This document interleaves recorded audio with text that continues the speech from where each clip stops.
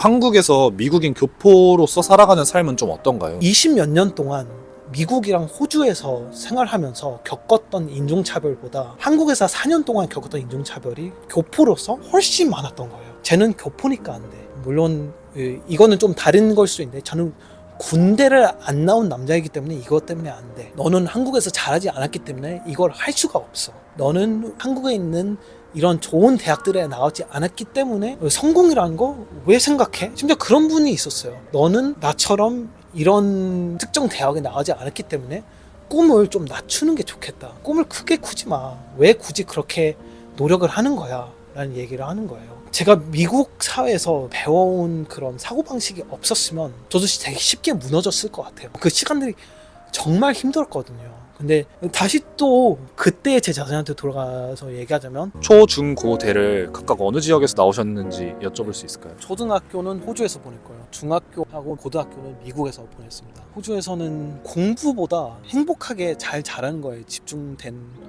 환경이었던 것 같고 그 시절은 정말 행복했어요. 공부도 했지만 추가로 했던 게 테니스도 배우고 골프도 치고 수영도 하고 자전거 타고 다니고 농구하고 거기에서 하는 럭비나 크리켓도 하고 나가서 친구들이랑 매일마다 놀기도 하고 그게 지금 생각하면 제 성격, 제 자아에 엄청 큰 영향을 줬던 것 같아요. 캘리포니아에서 자란 사람들이 오늘은 좀 다르지만 햇빛이 많은 곳이라서 사람들이 무한 긍정이라고 하는데 저는 오히려 더 나아가서 조금 더 그런 게 호주의 영향이지 않을까 싶고 그리고 중학교 고등학교는 LA에서 자라긴 했지만 이게 LA지만 LA가 아닌 게 제가 살았던 곳이 그냥 도곡동이었어요. 제 학교에 한국인이 한 40%였고 나머지는 인도 사람 아닌 중국 사람이었어요. 그래서 그냥 도곡동 그대로였고 제가 다녔던 학원만 해도 다 한꺼번에 다닌 건 아니지만 한 30-40개 정도 되는 것 같고요. 경쟁이 굉장히 치열했어요. 거기에서는 드라마에서 나오는 뭐 스카이킥스나 그런 거에 나오는 것처럼 그 환경 그대로 경험을 했었거든요.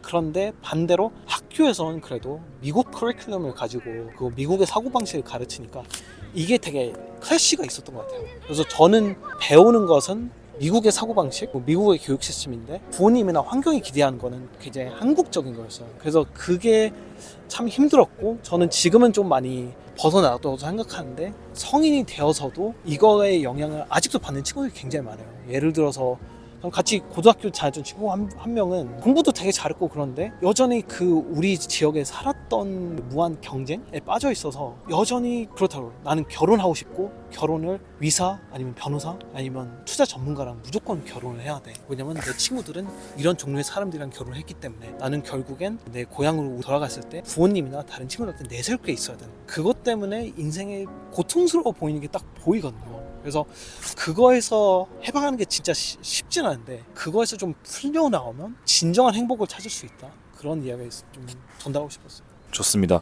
그러면은 여러 나라의 교육 시스템을 많이 겪어보셨을 것 네. 같은데 각 나라별로 좀 달랐던 교육 문화가 있다고 느끼셨나요? 일단 호주에서는 저는 초등학교까지만 경험했기 때문에 제 경험 바탕으로만 뭔가 높게 지향하는 것에 집중된 문화나에서 뭐 제가 다녔던 초등학교 때문일 수도 있고 그 환경 때문일 수도 있는데 미국에서는 저는 되게 한국적인 교육 시스템 플러스 미국적인 교육 시스템을 합친 곳을 경험했고 저는 한국에서 일하거나 한국에서 자란 친구들의 얘기도 많이 들었으니까 비교를 드리자면 미국의 교육 시스템 물론 허점들도 있긴 하지만 전체적으로 저는 이거가 미국의 최고의 나라가 될 수 있고 앞으로도 최고로 유지를 할 수 있는 건 역사적으로 봤을 때는 나라가 최고의 자리로 오르고 유지하는 게 한 50년에서 100년이라고 대부분 보는 것 같거든요. 그럼 미국은 이제 한 100년이 지났으니까 다음 나라로 넘어갈 단계인데 저는 그게 그렇게 쉽게 넘어가지 않을 거라고 생각하는 게 미국 교육 시스템은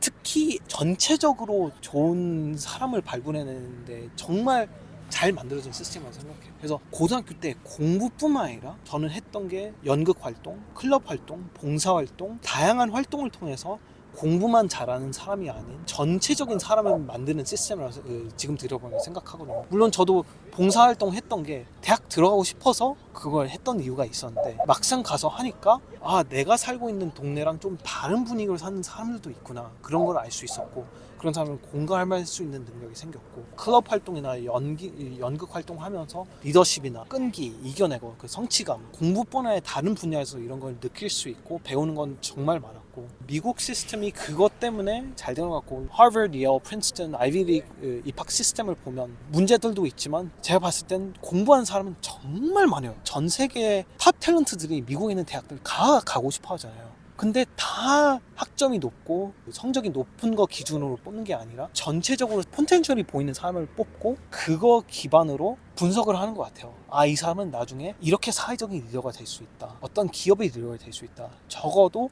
다른 분야, 뭐 투자은행이나 회계법인이나 뭐 컨설팅 그런 분야에 들어갔을 때 좀 리더가 되고 결국엔 그건 것 같아요. 사람들이랑 소통할 수 있는 능력이 있는 사람도 뽑는 거가 있는 것 같고 미국에서 정말 중요하게 생각하는 게 영업할 수 있는 능력이거든요. 그걸 정말 높게 평가해요. 그리고 그게 핵심적으로 제일 부족한 사람들이 아시안이라고 평가를 해요. 아시안 특히 중국, 한국인, 일본인, 뭐 대만 출신 친구들을 보면 집안에서 다른 어른들이랑 있을 때 아니면 집안에 있을 때 시킨 것만 하고 묻는 말에만 대답하고 그런 문화 속에서 자라다가 막상 미국 사회에 나와 보니까 공부뿐만 아니라 소통도 잘하고 영업도 잘해야 돼요.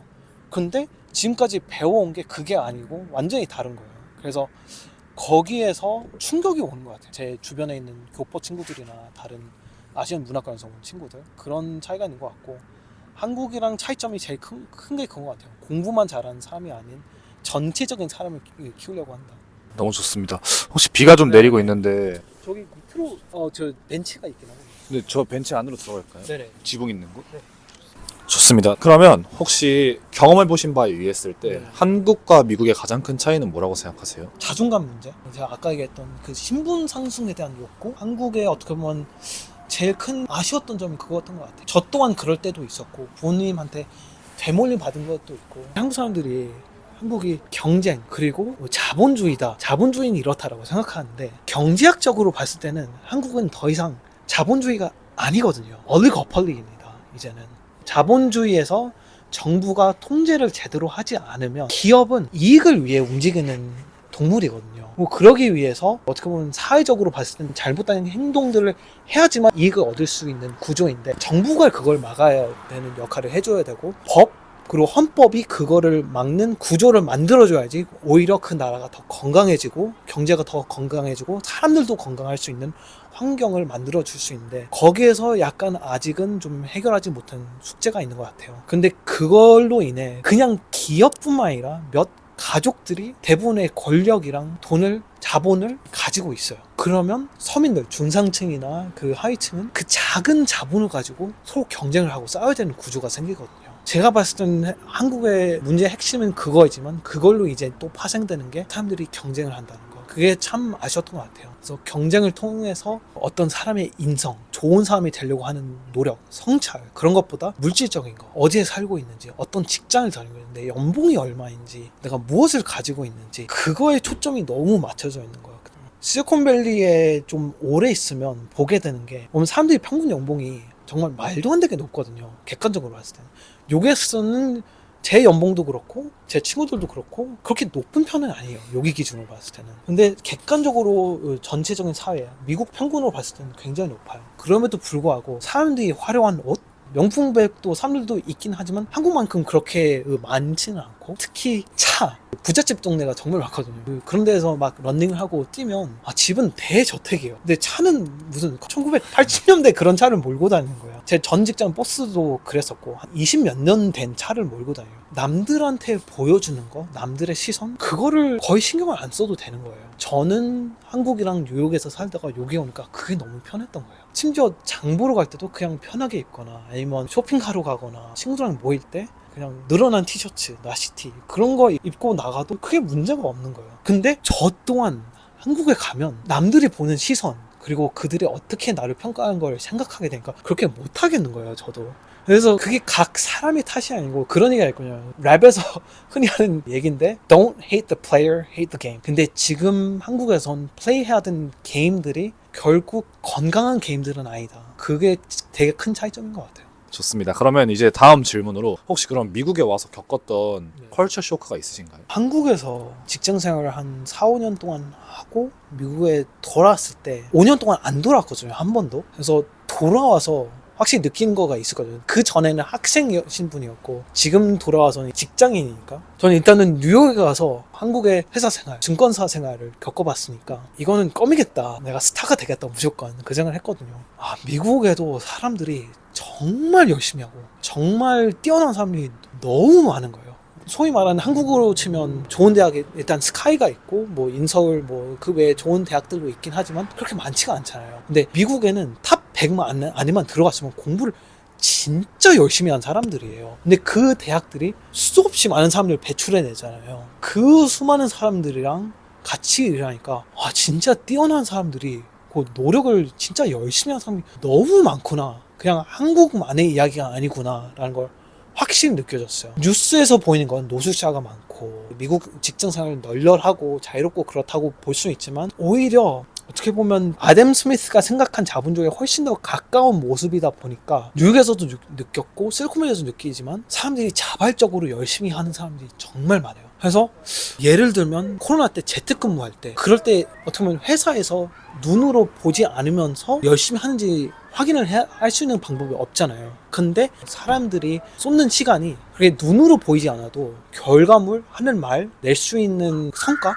그걸 보면 딱 보이거든요. 그걸 보면서 진짜 충격을 많이 받았어요. 이건 천재성이랑 다른 것 같아요. 저는 천재성은 그냥 고등학교까지는 되게 쉬운 패스를 제공해줘요. 그리고 제가 다녔던 고등학교에는 천재 같은 분들이 너무 많았어요. 제가 제일 친했던 친구는 저소득층 집안에서 자랐음에도 불구하고 9살 때 본인이 독학으로 물리학을 대학 교과서로 혼자 배웠던 친구가 제일 친한 친구였는데 그런 친구가 같은 학년에 6명이나 있었어요. 근데 결국에는 그 친구들은 본인이 관심이 있는 분야에 그 분야를 확 파게 돼요. 결과적으로 미국 역사적 대통령들도 그렇고 경영을 하는 CEO들, 실리콘밸리에 있는 리더들도 보면 그런 사람들도 리더로 올라가는 경우도 있지만 대부분의 리더들은 오히려 그런 분들보다 리더십 플러스 다양한 다른 스킬을 같이 콤비한 전체적인 사람이 다양한 스킬을 가진 사람 들이 더 사회를 이끌어 나가는 거를 느끼게 됐어요. 대표적인 게 여기선 스티브 잡스인 것 같아요. 엔지니어링이나 뭐 경영, 경제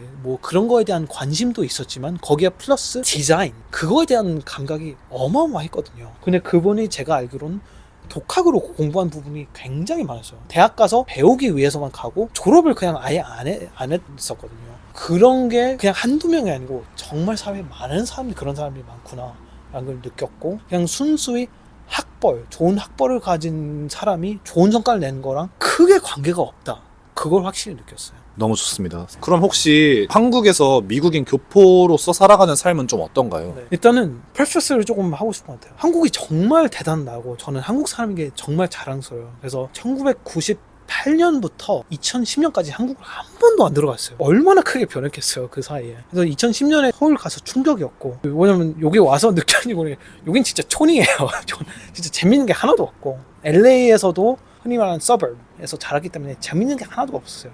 제가 사는 고층 빌딩 하나도 없었고 화려한 그런 게 아예 없었기 때문에 너무 충격적이었고 너무 좋았고 대중교통도 미국은 진짜 최악이에요. 느끼시겠지만 그래서 모든 곳에 다 운전해야 되는데 전 16살 때부터 운전을 시작했거든요. 그래서 그런 부분들도 너무 좋았고 제 그때 부모님 고향에 돌아갔는데 거기 안에서 왜 교육을 그렇게 강조했는지 그건 확실히 느낄 수 있었어요. 이제 어머님이 이씨였는데 안동에 가서 도산서원도 가보고 그런 제 조상들이 살았던 곳들 어떤 역할을 했는지 인생 살면서 처음으로 알게 되니까 이러니까 이런 게 전해졌고 지금 되돌아봐서 생각하면 한국 문화에서 아니면 한국 사회에서 가르치는 것 중에 핵심적으로 제일 좋았던 게 공부와 배움에 대한 중요성. 물론 미술이나 운동이나 다양한 다른 직종에 일하는 사람들은 이런 부분들을 필요하지 않을 수도 있겠지만 저는 그래도 대부분의 사람들 그 사람들조차도 가지고 있는 지식, 사고방식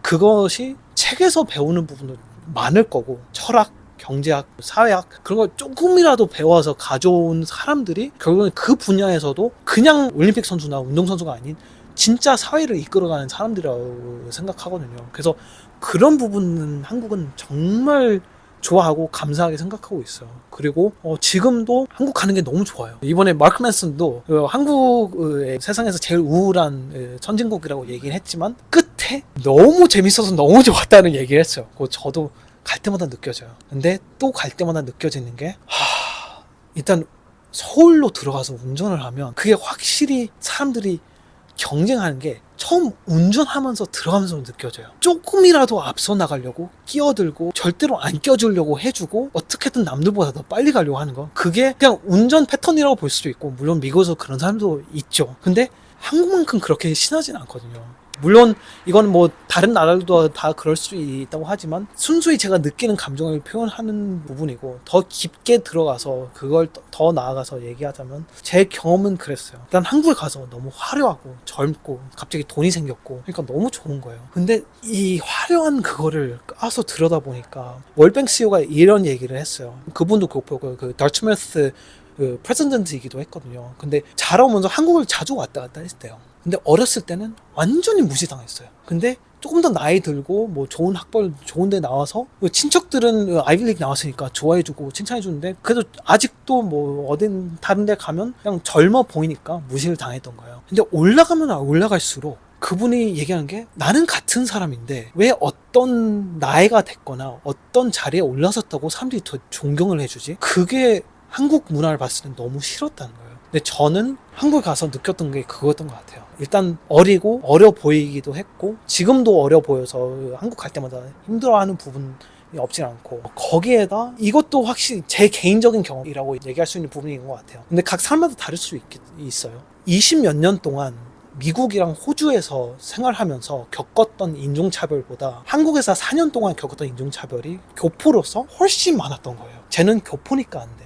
물론 이거는 좀 다른 걸 수 있는데, 저는 군대를 안 나온 남자이기 때문에 이것 때문에 안 돼. 너는 한국에서 잘하지 않았기 때문에 이걸 할 수가 없어. 너는 한국에 있는 이런 좋은 대학들에 나오지 않았기 때문에 성공이라는 거 왜 생각해? 심지어 그런 분이 있었어요. 너는 나처럼 이런 특정 대학에 나오지 않았기 때문에 꿈을 좀 낮추는 게 좋겠다. 꿈을 크게 꾸지 마. 왜 굳이 그렇게 노력을 하는 거야? 라는 얘기를 하는 거예요. 제가 미국 사회에서 배워온 그런 사고방식이 없었으면 저도 되게 쉽게 무너졌을 것 같아요. 그 시간들이 정말 힘들었거든요. 근데 다시 또 그때 제 자신한테 돌아가서 얘기하자면, 그거는 너희 탓이 아니야. 이분들이 이런 얘기하는 게 너를 공격하는 게 아니고, 어떻게 보면 뭐 그분들은 뭐 나가서 생활하거나 너가 배워온 그런 게 없기 때문에 이런 게 안 보일 뿐이야. 그런 얘기를 해주고 싶은 거고, 그런 인종차별 떠나서 나이에 대한 차별, 그리고 이거는 논란의 소지가 될 수 있지만 아직도 여전히 있는 거는 성차별,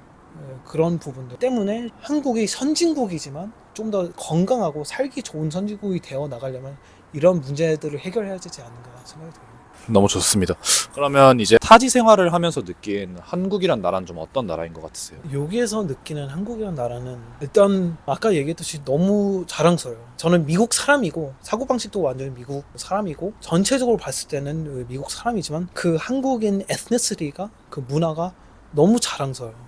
특히나 지금도 그렇고 전쟁 이후 이 발전의 스토리, 이거는 따라하는 나라가 몇 없는 것 같고, 그게 한국 사람들이 가지고 있는 그 끈기, 그 노력, 그리고 그 교육의 중요성, 그걸 확실히 나타내는 것 같고, 그거를 복합적으로 포장해서 정말 저는 한국 갈 때마다 정말 좋은 게, 미술을 접할 때 영화도 그렇고 음악도 그렇고 다양한 콘텐츠도 있지만 서울에 가면 좋은 전시들이 너무 많은 거예요. 그걸 볼 때마다 자극을 너무 많이 받거든요. LA나 샌프란시스코보다 뉴욕이 그게 훨씬 많았지만 뉴욕을 따라가는 곳은 저는 서울이라고 생각하거든요. 갈 때마다 이런 감각은 어디서 생겨나는지 항상 충격을 받는 것 같아요. 그런데 그건 이제는 전 세계 사람들이 인터넷이나 뭐 넷플릭스나 다양한 콘텐츠 통해서 접할 수 있는 것 같아요. 유튜브도 그렇고. 좋습니다. 그럼 혹시 사람들이 제가 인터뷰를 하면서 느꼈지만 다소 미국의 장점만 바라보고 있고 밝은 면만 바라보고 있다고 느꼈거든요, 저는. 네. 그래서 혹시 느끼시기에 미국에 진출하고 싶다면 이런 단점도 있으니까 고려해봐야 돼 라고 생각할 만한 게 있을까요? 확실히 있습니다. 그래서 저도 조카들이 있는데 조카들이 너무 사랑스러워요. 그래서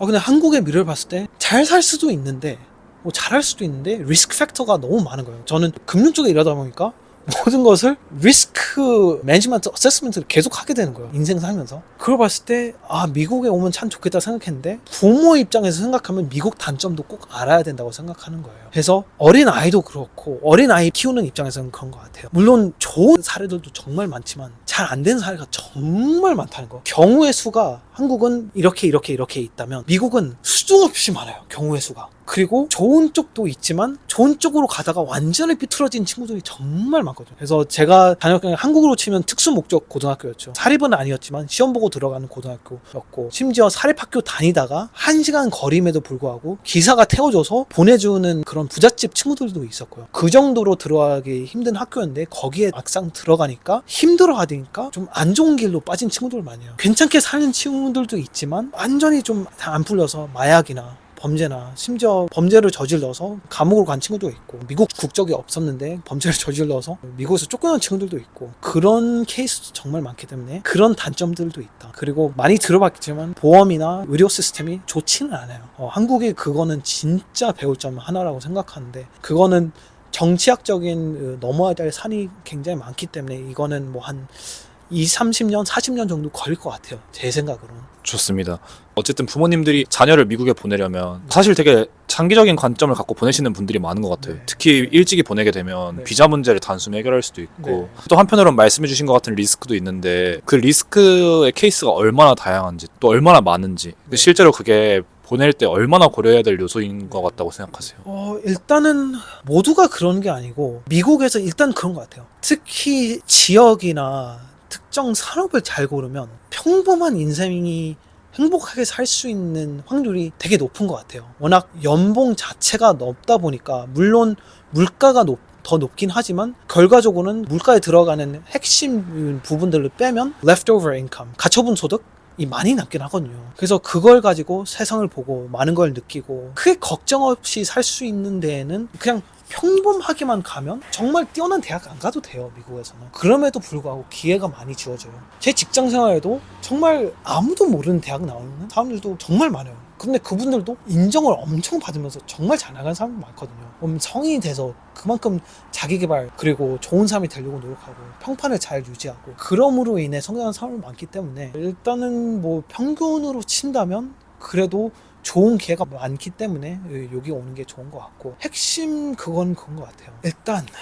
한국 부모 입장에서 저도 느꼈고 수많은 여기 있는 교포 친구들이랑 우리가 교포로서 겪는 가족이나 직장생활에서 어려움에 대해서 되게 많이 얘기를 했거든요. 그래서 이 친구들 뭐 평범한 친구도 있지만 하버드, 프린스턴, 예일, 브라운 뭐 그런 데 나온 친구들도 하고도 많이 이런 얘기를 많이 나눴어요.